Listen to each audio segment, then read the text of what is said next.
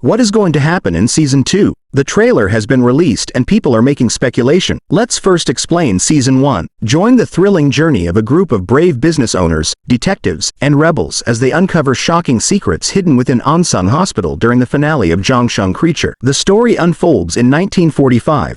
The final year of Japan's occupation of Korea. This Netflix series sheds light on the real-life atrocities committed by the Japanese Army's Unit 731, involving lethal experiments on Chinese civilians in the 1930s and 40s to develop chemical and biological weapons. Our main characters, Chae-Ok, a skilled sleuth, and Tae-Sang, the influential figure in Gyeongseong, reluctantly team up to infiltrate Gyeongseong Hospital. Their mission? To rescue Myung-ya, the pregnant mistress of Japanese Police Commissioner Ishikawa. In Part 1's conclusion, we learn some jaw-dropping secrets. The military is up to some dark deeds, torturing and harming Joseon civilians with a creepy parasitic worm called the Najin. The creature we've been hearing about? It turns out to be Choi Seong-sim, Chae-Ok's long-lost mother. For some military folks like Lieutenant General Kato, Seong-sim is a powerful weapon or the next step in human evolution. But to everyone else, she's a terrifying beast. When Chae-Ok finally meets her mom, Seong-sim recognizes her and desperately tries to protect her daughter.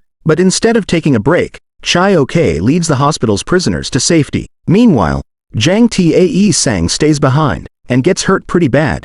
But don't worry, he's got some serious plot armor. With 3 episodes left, Tae-Sang bounces back, escapes Gyeongseong, and jumps back into action after Chae-Ok takes out Gyeongseong director Ichiro. Knowing the big shots won't face justice, Chae-Ok sacrifices her happiness with Tae-Sang to get rid of Ichiro. But things get crazy when Lady Yukiko Maeda, Commissioner Ishikawa's wife, kidnaps Chae-Ok. Turns out, Maeda and Seong-sim used to be pals, but now Maeda funds the nasty experiments at the hospital. She enjoys watching Seong-sim suffer and sees Chae-Ok as a weapon. Tae-Sang, madly in love with Chae-Ok, decides to rescue her again, taking on Maeda and whatever comes his way. So, let me spill the tea on what goes down next. General Kato, thinking he's slick, puts a gun to Chae-Ok's head. Big mistake. Seong-sim, who's been locked up, goes all Hulk on the hospital, causing chaos. The military freak out.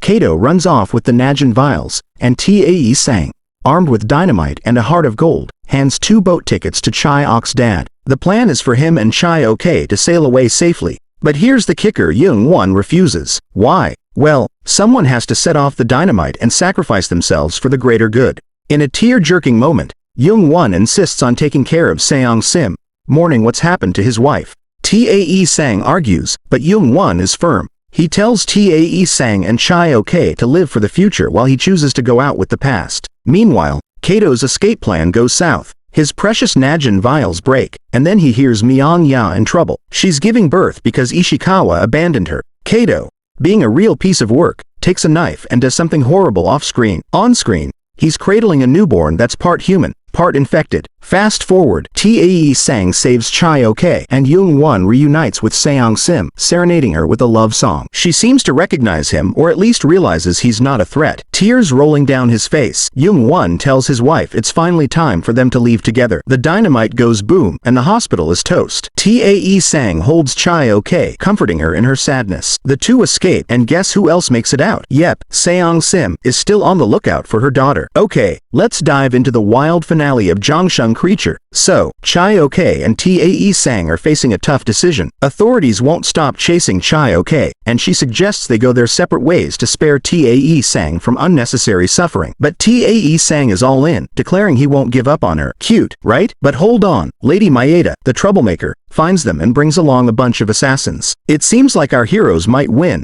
but surprise. Surprise, Seong-sim, the once monster mom, goes into full mama bear mode and takes out the assassins. Tae-Sang and Chae-Ok escape, but Seong-sim, confused, attacks them. Chae-Ok gets hurt, begging her mom to stop, but tragically, she dies in Tae-Sang's arms. Both man and monster scream in pain. Fast forward, life sort of returns to normal for Tae-Sang, but he's haunted by the hope that Chae-Ok might miraculously appear. Meanwhile, he sets a tricky trap for Maeda with dynamite, but she survives by the skin of her teeth. Kato, the bad guy, offers Maeda a partnership, but there's a creepy catch involving Nagan-infested water and a ravenous need for human flesh. Talking about worms, we see Chae-Ok's lifeless body fall into the ocean, and Seong-sim, in a final act of humanity, sacrifices herself for her daughter. The Najin worm from Seong-sim swims into Chae-Ok's mouth, and she miraculously opens her eyes. Cue the credits. But wait, there's more. During the credits, a young man in modern-day Seoul catches our eye. He looks exactly like Tae-Sang and responds to the name Ho-jae. Hold up, is this Tae-Sang in the present day? Was he also infected? Is this some descendant or doppelganger situation? Did he and Chae-Ok reunite? Is a potential season 2 happening in the present day? Gyeongseong Creature just hit us with the craziest cliffhanger ever. All we know for sure is that this series is far from over. Alright, let's unravel the mystery of Ho-jae in Gyeongseong Creature. So,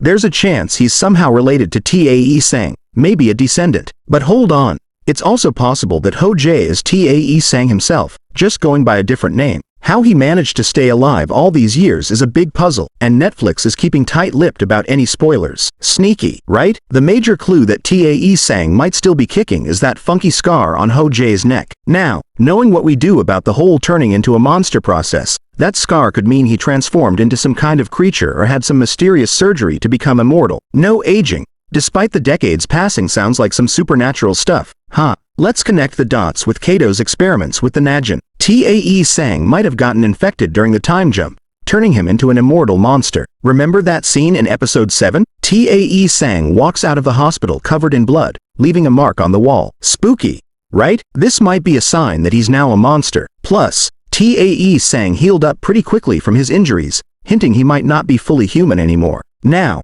in the modern era, he might be going by Ho-jae to keep his centuries-long secret under wraps. It could just be a fake name he's using. Here's a wild thought. What if Ho-jae is Myung-jae's child? What's brewing in the upcoming season of Gyeongseong Creature? First things first, the cliffhanger left us all scratching our heads about Ho-jae and Chae-Ok. Some viewers speculated that General Kato's experiments might have something to do with Ho-jae's mysterious birth, but the resemblance to Tae-Sang doesn't quite add up. It's a wild guess, considering the show's timeline. Speaking of Chae-Ok, surprise, she's still alive, even though we all thought she bit the dust. But here's the kicker, she's not aging a bit. Some think she might be reincarnated, but considering the ending of season 1, that seems unlikely. Chae-Ok survived by her mother transferring the Nanji to her and making a complete healing from her wounds and infections slows down her aging, but decides to live her life away from Tae-Sang as it would worry him as to why she is still alive. She checks up on Tae-Sang to ensure he is okay, as the ending of season 1 showed us that he thought he saw a familiar face in the crowd.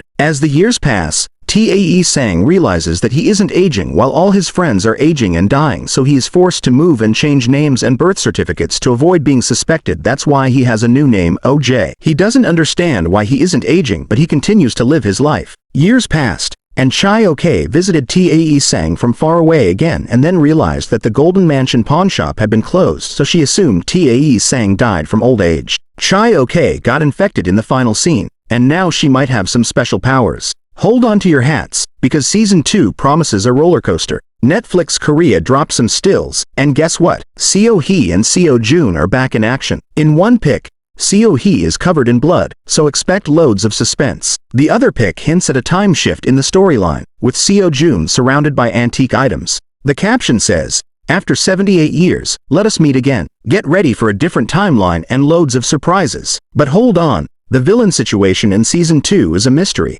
Loose ends from season 1 and ominous hints suggest trouble ahead. So, buckle up, folks. Season 2 of Gyeongseong Creature promises more drama, twists, and turns. Can't wait to see what unfolds. Subscribe to my channel to watch more of these kinds of videos.